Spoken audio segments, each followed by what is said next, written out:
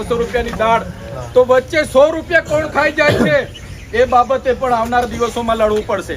તુવેરની પ્રોસેસ માટે 10 રૂપિયા ભાડું બધું થઈને 10 રૂપિયા ખર્ચો થતો હશે, છતાં 70 રૂપિયામાં તુવેર વેચીએ ને 180 થી 200 રૂપિયાની એની દાળ આપણને વેચવામાં આવે. એ બાબતે પણ આપણે જાગવું પડશે.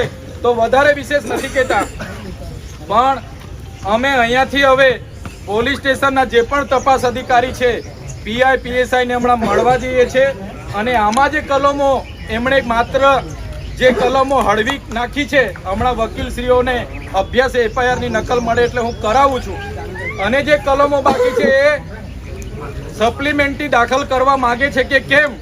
જે આરોપીઓ આમાં નથી દાખલ થયા એમના નામ દાખલ કરવા માંગે છે કે કેમ.